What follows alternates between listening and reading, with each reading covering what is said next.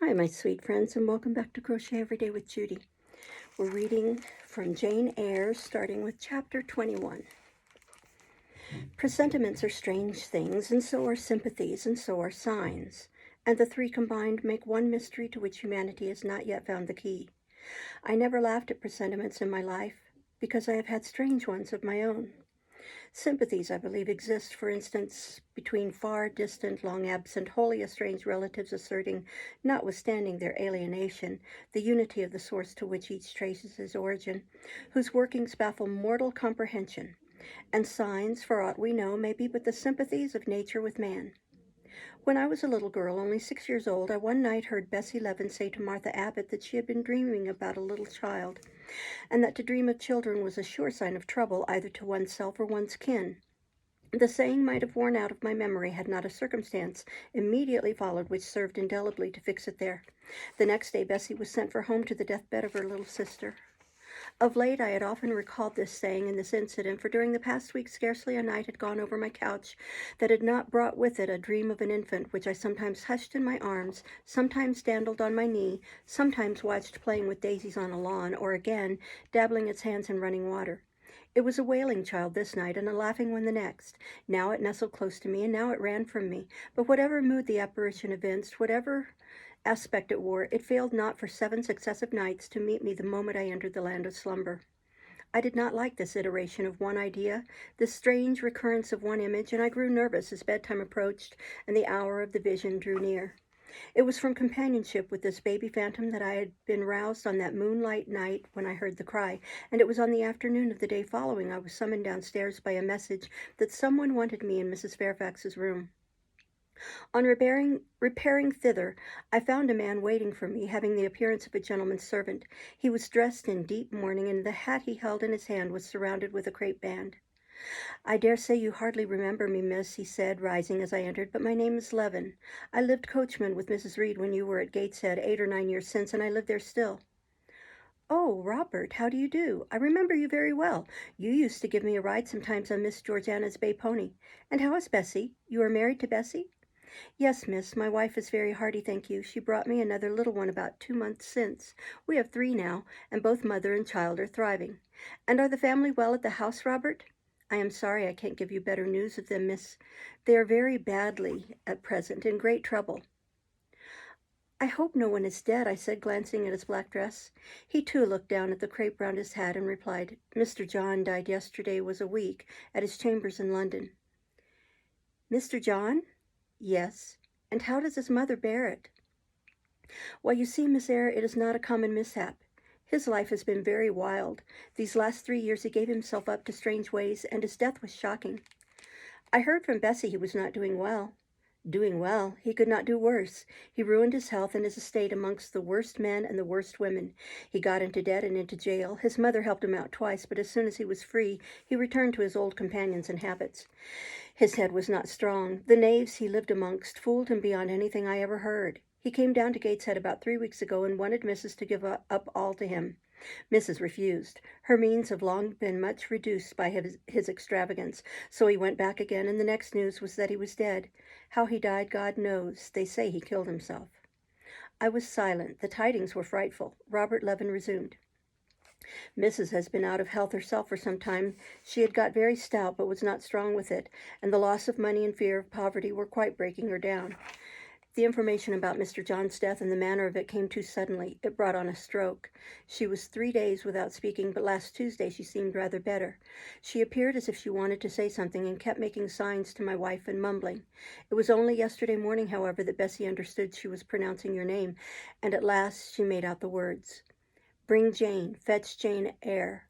I want to speak to her.'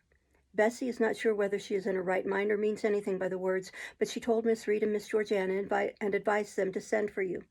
The young ladies put it off at first, but their mother grew so restless and said 'Jane, Jane,' so many times that at last they consented. I left Gateshead yesterday, and if you can get ready, miss, I should like to take you back with me early tomorrow morning." "Yes, Robert, I shall be ready. It seems to me that I ought to go." "I think so too, miss. Bessie said she was sure you would not refuse, but I suppose you will have to ask leave before you can get off." Yes, and I will do it now, and having directed him to the servants' hall and recommended him to the care of John's wife and the attentions of John himself, I went in search of Mr. Rochester. He was not in any of the lower rooms. He was not in the yard, the stables, or the grounds. I asked Mrs. Fairfax if she had seen him. Yes, she believed he was playing billiards with Miss Ingram. To the billiard room I hastened. The click of balls and the hum of voices resounded there. Mr. Rochester, Miss Ingram, the two Misses Eshton, and their admirers were all busied in the game. It required some courage to disturb so interesting a party. My errand, however, was one I could not defer, so I approached the master where he stood at Miss Ingram's side. She turned as I drew near and looked at me haughtily. Her eyes seemed to demand, "What can the creeping creature want now?" And when I said in a low voice, "Mr. Rochester," she made a movement as if tempted to order me away. I remember her appearance at the moment. It was very graceful and very striking. She wore a morning robe of sky blue crepe. A gauzy azure scarf was twisted in her hair. She had been all animation with the game, and irritated pride did not lower the expression of her haughty lineaments. "Does that person want you?" she inquired of Mr. Rochester, and Mr. Rochester turned to see who the person was. He made a curious grimace, one of his strange and equivocal demonstrations, threw down his cue, and followed me from the room. "Well, Jane," he said as he rested his back against the schoolroom door, which he had shut. "If you please, sir, I want a leave of absence for a week or two." "What to do? Where to go?" "To see a sick lady who has sent for me." "What sick lady? Where does she live?" "At Gateshead, sir, in Shire." "Shire? That is 100 miles off. Who may she be that sends for people to see her that distance?" "Her name is Reed, sir, Mrs. Reed." "Reed of Gateshead? There was a Reed of Gateshead, a magistrate." "It is his widow, sir." "And what have you to do with her? How do you know her?" "Mr. Reed was my uncle, my mother's brother." "The deuce he was. You never told me that before. You always said you had no relations." "None that would own me, sir. Mr. Reed is dead, and his wife cast me off." "Why?"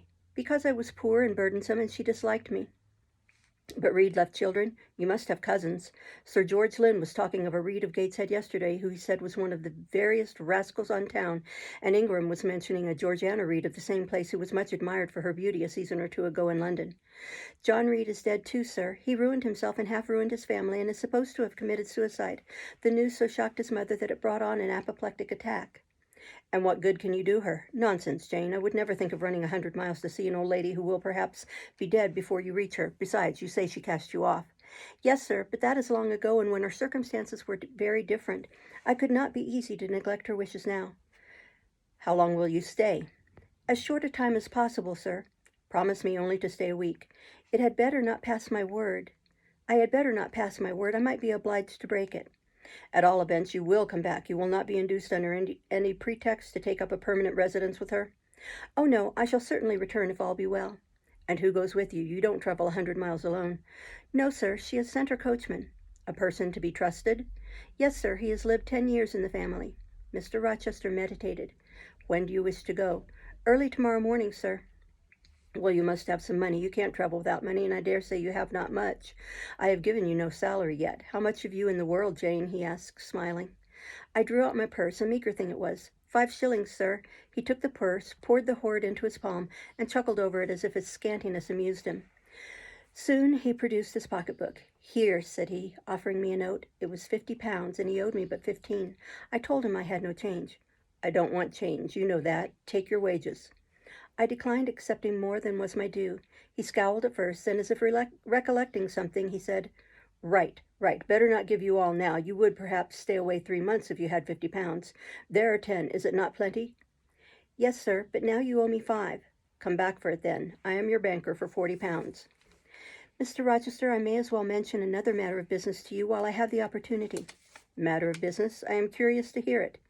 "You have as good as informed me, sir, that you are going shortly to be married." "Yes. What then?" "In that case, sir, Adele ought to go to school. I am sure you will perceive the necessity of it."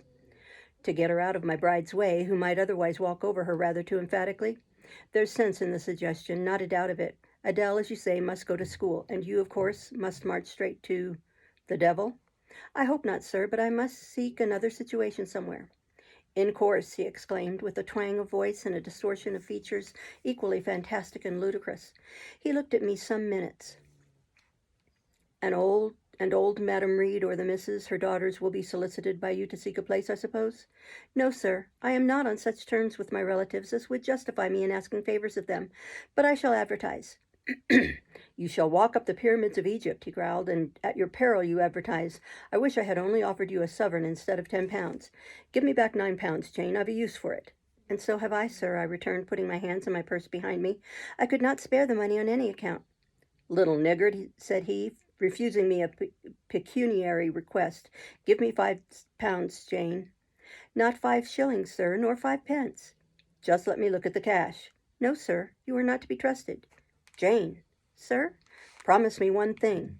I'll promise you anything, sir, that I think I am likely to perform. Not to advertise, and to trust this quest of a situation to me. I'll find you one in time. I shall be glad to do so, sir, if you, in your turn, will promise that I and Adele shall be both safe out of the house before your bride enters it. Very well, very well. I'll pledge my word on it. You go tomorrow, then? Yes, sir, early. Shall you come down to the drawing-room after dinner? No, sir, I must prepare for the journey. Then you and I must bid good-bye for a little while? I suppose so, sir. And how do people perform that ceremony of parting, Jane? Teach me. I'm not quite up to it. They say farewell, or any form they prefer. Then say it. Farewell, Mr. Rochester, for the present. What must I say? The same, if you like, sir. Farewell, Miss Eyre, for the present. Is that all? Yes. It seems stingy to my notions and dry and unfriendly. I should like something else, a little addition to the rite. If one shook hands, for instance. But no, that would not content me either. So you'll do no more than say farewell, Jane? It is enough, sir. As much goodwill may be conveyed in one hearty word as in many.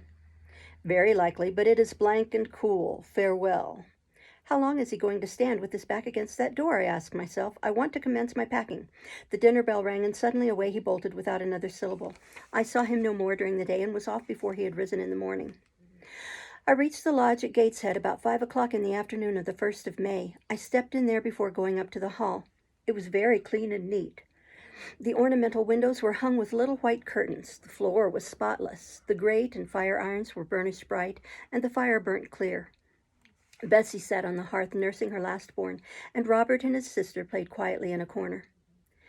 Bless you, I knew you would come, exclaimed Mrs. Levin as I entered. Yes, Bessie, said I after I had kissed her, and I trust I am not too late. How is Mrs. Reed? Alive still, I hope? Yes, she is alive and more sensible and collected than she was. The doctor says she may linger a week or two yet, but he hardly thinks she will finally recover. Has she mentioned me lately? She was talking of you only this morning and wishing you would come, but she is sleeping now, or was 10 minutes ago when I was up at the house. She generally lies in a kind of lethargy all the afternoon and wakes up about 6 or 7. Will you rest yourself here an hour, miss, and then I will go up with you? Robert here entered, and Bessie laid her sleeping child in the cradle and went to welcome him. Afterwards she insisted on my taking off my bonnet and having some tea, for she said I looked pale and tired. I was glad to accept her hospitality, and I submitted to be relieved of my traveling garb just as passively as I used to let her undress me when a child. Old times crowded fast back on me as I watched her bustling about, setting out the tea tray with her best china, cutting bread and butter, toasting a tea cake, and between whiles giving little Robert or Jane an occasional tap or push, just as she used to give me in former days. Bessie had retained her quick temper as well as her light foot and good looks. Tea ready, I was going to approach the table, but she desired me to sit still, quite in her old peremptory tones. I must be served at the fireside, she said, and she placed before me a little round stand with my cup and a plate of toast, absolutely as she used to accommodate me with some privately purloined dainty on a nursery chair, and I smiled and obeyed her as in bygone days. She wanted to know if I was happy at Thornfield Hall and what sort of person the mistress was, and when I told her there was only a master, whether he was a nice gentleman, and if I liked him. I told her he was rather an ugly man, but quite a gentleman, and that he treated me kindly, and I was content. Then I went on to describe to her the gay company that had lately been staying at the house, and to these details Bessie listened with interest. They were precisely of the kind she relished. In such conversation an hour was soon gone. Bessie restored to me my bonnet, etc., and accompanied by her, I quitted the lodge for the hall. It was also accompanied by her that I had nearly 9 years ago walked down the path I was now ascending. On a dark, misty, raw morning in January, I had left a hostel roof with a desperate and embittered heart, a sense of outlawry and almost of reprobation, to seek the chilly harborage of Lowood, that borne so far away and unexplored. The same hostel roof now again rose before me. My prospects were doubtful yet, and I had yet an aching heart. I still felt as a wanderer on the face of the earth. But I experienced firmer trust in myself and my own powers, and less withering dread of oppression. The gaping wound of my wrongs, too, was now quite healed, and the flame of resentment extinguished. "You shall go into the breakfast room first," said Bessie, as she preceded me through the hall. "The young ladies will be there." In another moment I was within that apartment. There was every article of furniture looking just as it did on the morning I was first introduced to Mr. Brocklehurst. The very rug he had stood upon still covered the hearth. Glancing at the bookcases, I thought I could distinguish the 2 volumes of Bewick's British Birds occupying their old place on the third shelf, and Gulliver's Travels and the Arabian Nights ranged just above. The inanimate objects were not changed, but the living things had altered past recognition. 2 young ladies appeared before me, one very tall, almost as tall as Miss Ingram, very thin, too, with a sallow face and severe mien. There was something ascetic in her look, which was augmented by the extreme plainness of the straight-skirted, black stuff dress, a starched linen collar, hair combed away from the temples, and the nun-like ornament of a string of ebony beads and a crucifix. This, I felt sure, was Eliza, though I could trace little resemblance to her former self in that elongated and colorless visage. The other was certainly Georgiana, but not the Georgiana I remembered, the slim and fairy-like girl of 11. This was a full-blown, very plump damsel, fair as waxwork, with handsome and regular features, languishing blue eyes, and ringleted yellow hair. The hue of her dress was black, too, but its fashion was so different from her sister's, so much more flowing and becoming, it looked as stylish as the others looked puritanical. In each of the sisters there was one trait of the mother, and only one. The thin and pallid elder daughter had her parents' cairngorm eye. The blooming and luxuriant younger girl had her contour of jaw and chin, perhaps a little softened, but still imparting an indescribable hardness to the countenance, otherwise so voluptuous and buxom. Both ladies, as I advanced, rose to welcome me, and both addressed me by the name of Miss Eyre. Eliza's greeting was delivered in a short, abrupt voice, without a smile, and then she sat down again, fixed her eyes on the fire, and seemed to forget me. Georgiana added to her "How do you do?" several commonplaces about my journey, the weather, and so on, uttered in rather a drawling tone, and accompanied by sundry side glances that measured me from head to foot, now traversing the folds of my drab merino pelisse, and now lingering on the plain trimming of my cottage bonnet. Young ladies have a remarkable way of letting you know that they think you're a quiz without actually saying the words. A certain superciliousness of look, coolness of manner, nonchalance of tone express fully their sentiments on the point, without committing them by any positive rudeness in word or deed. A sneer, however, whether covert or open, had now no longer that power over me it once possessed. As I sat between my cousins, I was surprised to find how easy I felt under the total neglect of the one and the semi-sarcastic attentions of the other. Eliza did not mortify, nor Georgiana ruffle me. The fact was, I had other things to think about. Within the last few months, feelings had been stirred in me so much more potent than any they could raise. Pains and pleasures so much more acute and exquisite had been excited than any it was in their power to inflict or bestow, that their airs gave me no concern either for good or bad. "How is Mrs. Reed?" I asked soon, looking calmly at Georgiana, who thought fit to bridle at the direct address as if it were an unexpected liberty. "Mrs. Reed? Ah, Mamma, you mean. She is extremely poorly. I doubt if you can see her tonight." "If," said I, "you would just step upstairs and tell her I am come, I should be much obliged to you." Georgiana almost started, and she opened her blue eyes wild and wide.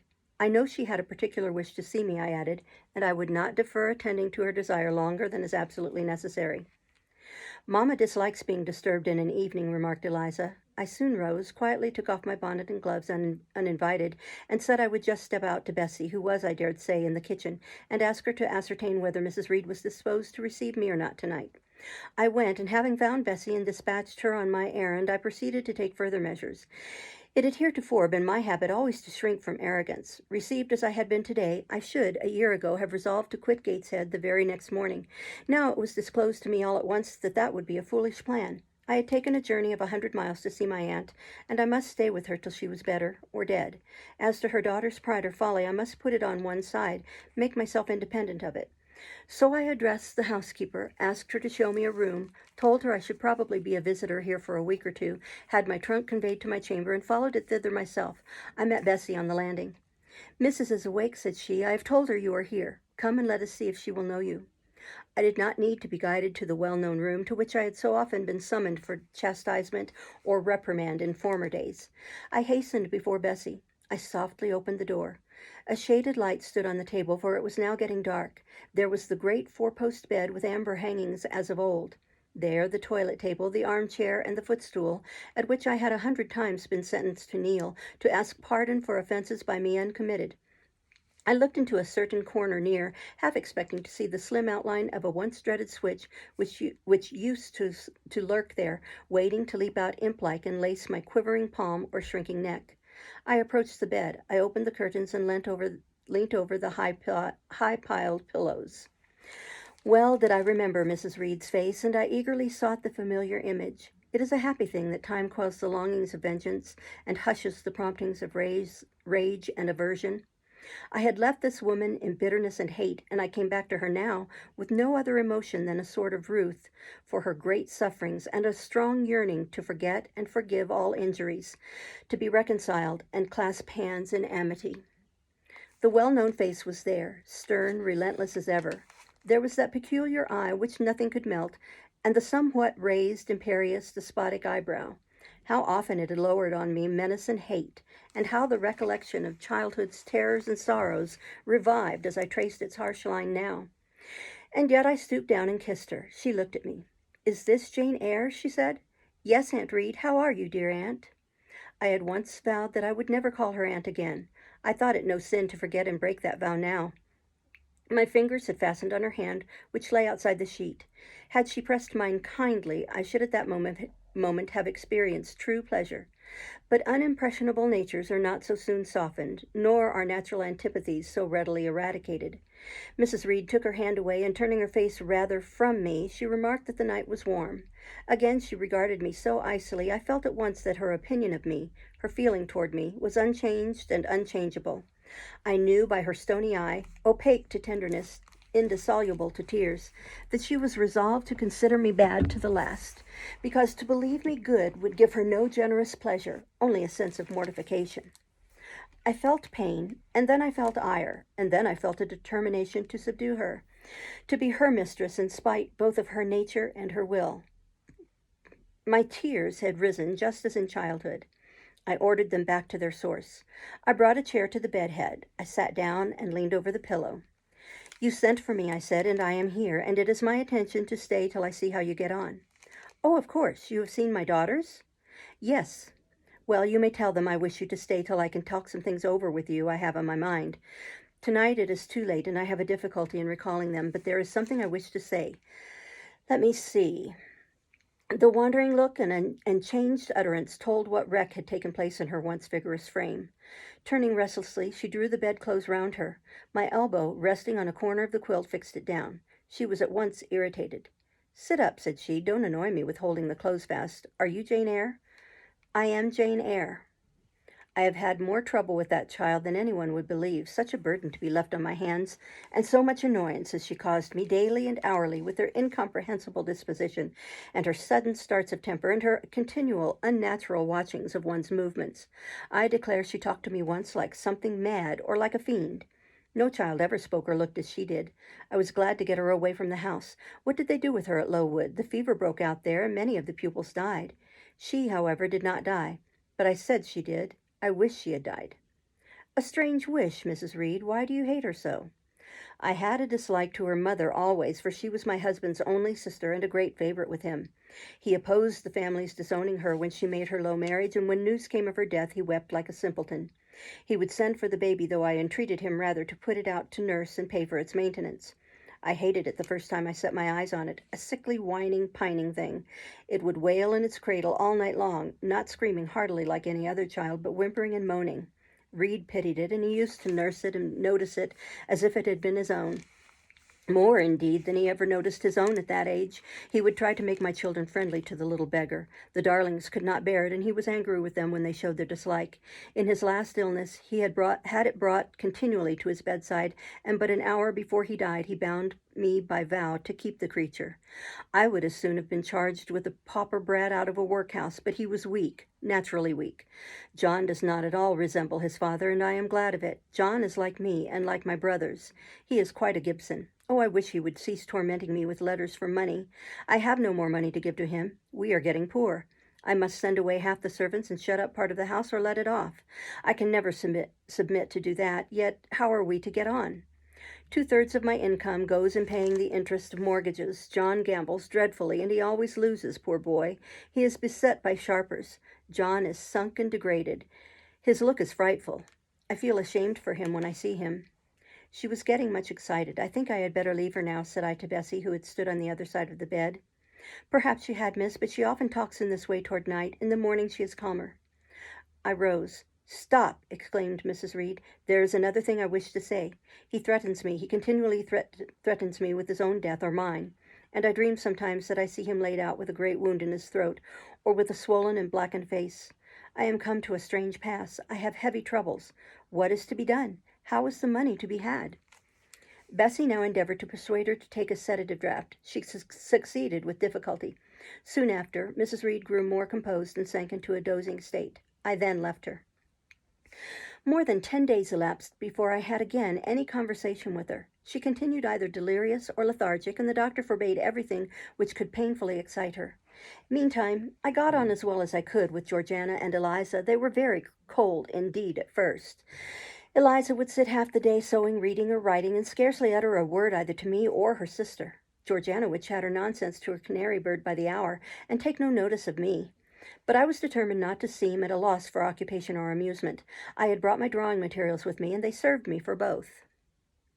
Provided with a case of pencils and some sheets of paper, I used to take a seat apart from them, near the window, and busy myself in sketching fancy vignettes, representing any scene that happened momentarily to shape itself in the ever-shifting kaleidoscope of imagination. A glimpse of sea between two rocks, the rising moon and a ship crossing its disk, a group of reeds and water flags, and a naiad's head, crowned with lotus flowers rising out of them, an elf sitting in a hedge sparrow's nest under a wreath of hawthorn bloom. One morning I fell to sketching a face. What sort of a face it was to be I did not care or know. I took a soft black pencil, gave it a broad point, and worked away. Soon I had traced on the paper a broad and prominent forehead and a square lower outline of visage. That contour gave me pleasure. My fingers proceeded actively to fill it with features. Strongly marked horizontal eyebrows must be traced under that brow. Then followed, naturally, a well-defined nose with a straight ridge and full nostrils, then a flexible-looking mouth, by no means narrow, then a firm chin with a decided cleft down the middle of it. Of course, some black whiskers were wanted, and some jetty hair tufted on the temples and waved above the forehead. Now for the eyes. I had left them to the last because they required the most careful working. I drew them large. I shaped them well. The eyelashes I traced long and somber, the irids lustrous and large. Excuse me. Good, but not quite the thing, I thought as I surveyed the effect. They want more force and spirit, and I brought the shades blacker that the lights might flash more brilliantly. A happy touch or two secured success. There, I had a friend's face under my gaze, and what did it signify that those young ladies turned their backs on me? I looked at it. I smiled at the speaking likeness. I was absorbed and content. Is that a portrait of someone you know? Asked Eliza, who had approached me unnoticed.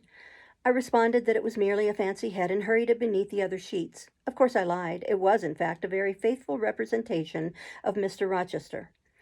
But what was that to her, or to anyone but myself? Georgiana also advanced to look. The other drawings pleased her much, but she called that an ugly man. They both seemed surprised at my skill. I offered to sketch their portraits, and each in turn sat for a pencil outline. Then Georgiana produced her album. I promised to contribute a watercolor drawing. This put her at once into good humor. She proposed a walk in the grounds. Before we had been out 2 hours, we were deep in a confidential conversation.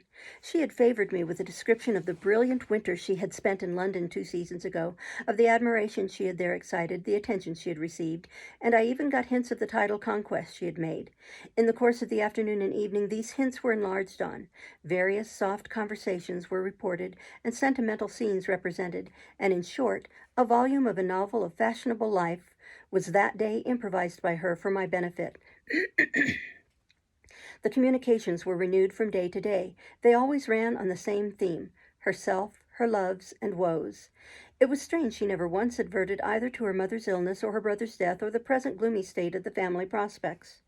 Her mind seemed wholly taken up with reminiscences of past gaiety and aspirations after dissipations to come. She passed about 5 minutes each day in her mother's sick room and no more. Eliza still spoke little. She had evidently no time to talk. I never saw a busier person than she seemed to be, yet it was difficult to say what she did, or rather to discover any result of her diligence. She had an alarm to call her up early. I know not how she occupied herself before breakfast, but after that meal she divided her time into regular portions, and each hour had its allotted task. 3 times a day she studied a little book which I found on inspection was a common prayer book.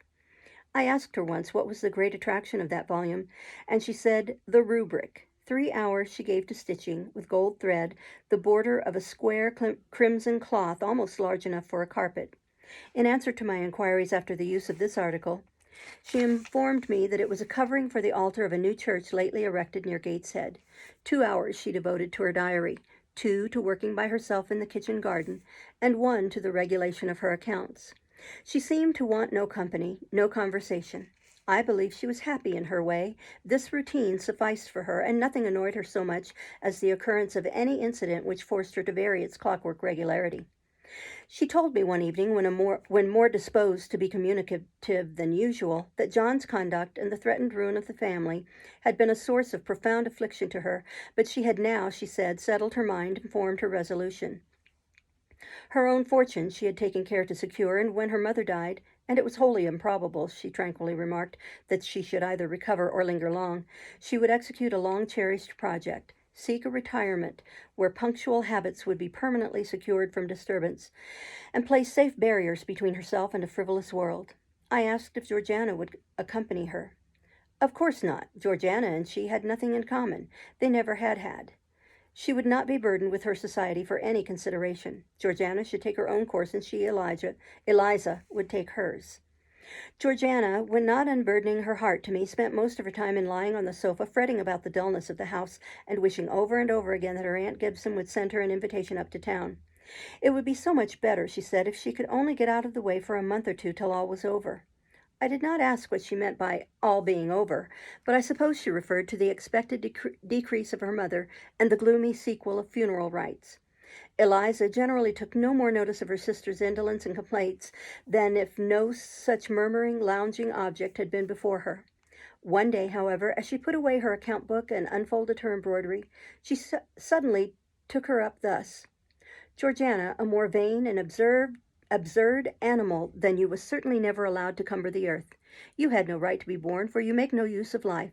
Instead of living for, in, and with yourself, as a reasonable being ought, you seek only to fasten your feebleness on some other person's strength. If no one can be found willing to burden her or himself with such a fat, weak, puffy, useless thing, you cry out that you are ill-treated, neglected, miserable. Then, too, existence for you must be a scene of continual change and excitement, or else the world is a dungeon. You must be admired, you must be courted, you must be flattered, you must have music, dancing, and society, or you languish, you die away. Have you no sense to devise a system which will make you independent of all efforts and all wills but your own? Take one day, share it into sections, to each section apportion its task. Leave no stray, unemployed quarters of an hour, 10 minutes, 5 minutes. Include all. Do each piece of business in its turn with method, with rigid regularity. The day will close almost before you are aware it has begun, and you are indebted to no one for helping you to get rid of one vacant moment. You have had to seek no one's company, conversation, sympathy, forbearance. You have lived, in short, as an independent being ought to do. Take this advice, the first and last I shall offer you. Then you will not want me or anyone else, happen what may. Neglect it, go on as heretofore, craving, whining, and idling, and suffer the results of your idiocy, however bad and insufferable they may be.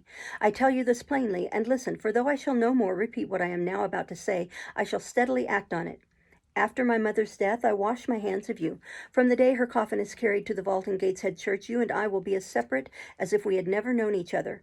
You need not think that because we chance to be born of the same parents, I shall suffer you to fasten me down by even the feeblest claim.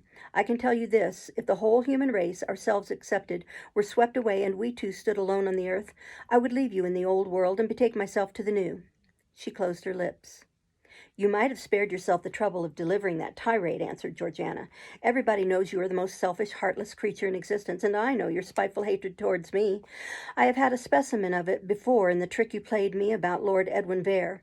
You could not bear me to be raised above you, to have a title, to be received into circles where you dare not show your face, and so you acted the spy and informer and ruined my prospects forever. Georgiana took out her handkerchief and blew her nose for an hour afterwards. Eliza sat cold, impassible, and assiduously industrious. True, generous feeling is made small account of by some, but here were two natures rendered, the one intolerably acrid, the other despicably savorless for the want of it. Feeling without judgment is a washy draught indeed, but judgment untempered by feeling is too bitter and husky a morsel for human deglutition. It was a wet and windy afternoon. Georgiana had fallen asleep on the sofa over the perusal of a novel. Eliza was gone to attend a Saints' Day service at the new church, for in matters of religion she was a rigid formalist.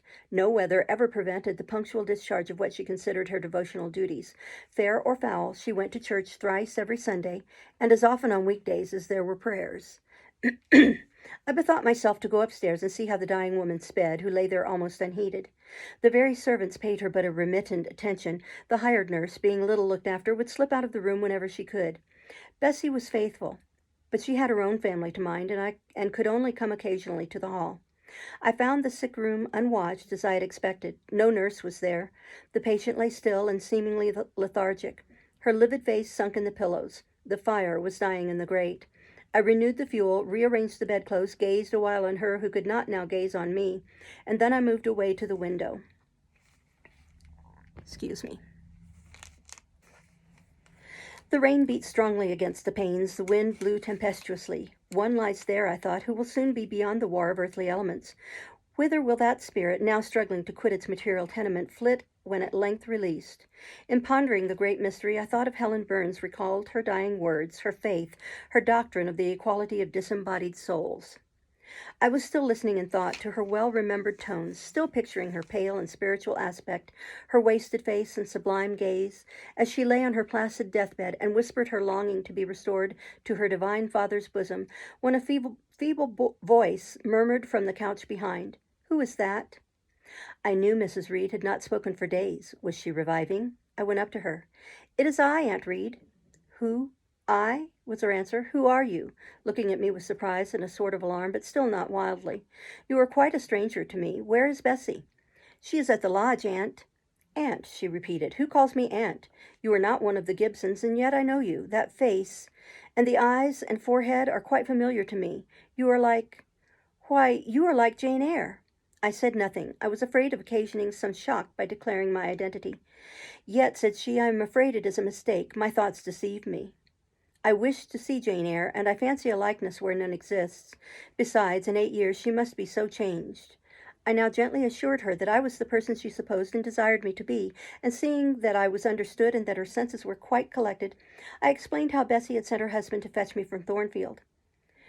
"I am very ill, I know," she said ere long. "I was trying to turn myself a few minutes since and find I cannot move a limb. It is as well I should ease my mind before I die. What we think little of in health burdens us at such an hour as the present is to me. Is the nurse here, or is there no one in the room but you?" I assured her we were alone. "Well, I have twice done you a wrong which I regret now. One was in breaking the promise which I gave my husband to bring you up as my own child. The other—" She stopped. "After all, it is of no great importance, perhaps," she murmured to herself. And then I may get better, and to humble myself so to her is painful." She made an effort to alter her position, but failed. Her face changed. She seemed to experience some inward sensation, the precursor, perhaps, of the last pang. "Well, I must get it over. Eternity is before me. I had better tell her. Go to my dressing case, open it, and take out a letter you will see there." I obeyed her directions. "Read the letter," she said. It was short and thus conceived. "Madam, will you have the goodness to send me the address of my niece Jane Eyre, and to tell me how she is? It is my intention to write shortly and desire her to come to me at Madeira. Providence has blessed my endeavors to secure a competency, and as I am unmarried and childless, I wish to adopt her during my life and bequeath her at my death whatever I may have to leave. I am, Madam, etc., etc., John Eyre, Madeira." It was dated 3 years back. "Why did I never hear of this?" I asked. "Because I disliked you too fixedly and thoroughly ever to lend a hand in lifting you to prosperity. I could not forget your conduct to me, Jane, the fury with which you once turned on me, the tone in which you declared you abhorred me the worst of anybody in the world, the unchildlike look and voice with which you affirmed that the very thought of me made you sick, and asserted that I had treated you with miserable cruelty. I could not forget my own sensations when you thus started up and poured out the venom of your mind. I felt fear, as if an animal that I had struck or pushed had looked up at me with human eyes and cursed me in a man's voice. "Bring me some water. Oh, make haste." "Dear Mrs. Reed," said I, as I offered her the draught she required, "think no more of all this. Let it pass away from your mind. Forgive me for my passionate language. I was a child then. 8, 9 years have passed since that day." She heeded nothing of what I said, but when she had tasted the water and drawn breath, she went on thus: "I tell you I could not forget it, and I took my revenge. For you to be adopted by your uncle and placed in a state of ease and comfort was what I could not endure. I wrote to him. I said I was sorry for his disappointment, but Jane Eyre was dead. She had died of typhus fever at Lowood. Now act as you please. Write and contradict my assertion. Expose my falsehood as soon as you like. You were born, I think, to be my torment. My last hour is racked by the recollection of a deed which, but for you, I should never have been tempted to commit. If you could but be persuaded to think no more of it, aunt, and to regard me with kindness and forgiveness." "You have a very bad disposition," said she, "and one to this day I feel it impossible to understand. How for 9 years you could be patient and quiescent under any treatment, and in the 10th break out all fire and violence, I can never comprehend." "My disposition is not so bad as you think. I am passionate, but not vindictive. Many a time, as a little girl, I should have been glad to love you if you would have let me, and I long earnestly to be reconciled to you now. Kiss me, aunt." I approached my cheek to her lips. She would not touch it. She said I oppressed her by leaning over the bed, and again demanded water. As I laid her down, for I raised her and supported her on my arm while she drank, I covered her ice-cold and clammy hand with mine. The feeble fingers shrank from my touch. The glazing eyes shunned my gaze. "Love me, then, or hate me, as you will," I said at last. "You have my full and free forgiveness. Ask now for God's, and be at peace." Poor suffering woman! It was too late for her to make now the effort to change her habitual frame of mind. Living, she had ever hated me. Dying, she must hate me still. The nurse now entered, and Bessie followed. I yet lingered half an hour longer, hoping to see some sign of amity, but she gave none.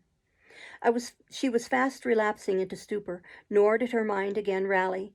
At 12 o'clock that night she died. I was not present to close her eyes, nor were either of her daughters. They came to tell us the next morning that all was over.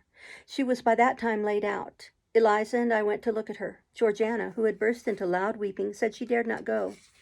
There was stretched Sarah Reed's once robust and active frame, rigid and still. Her eye of flint was covered with its cold lid. Her brow and strong traits wore yet the impress of her inexorable soul. A strange and solemn object was that corpse to me. I gazed on it with gloom and pain. Nothing soft, nothing sweet, nothing pitying or hopeful or subduing did it inspire. Only a grating anguish for her woes, not my loss, and a somber, tearless dismay at the fearfulness of death in such a form. Eliza surveyed her parent calmly. After a silence of some minutes, she observed, "With her constitution, she should have lived to a good old age. Her life was shortened by trouble." And then a spasm constricted her mouth for an instant. As it passed away, she turned and left the room, and so did I. Neither of us had dropped a tear. We'll stop there and start next time with Chapter 22. Thank you for listening. Bye-bye.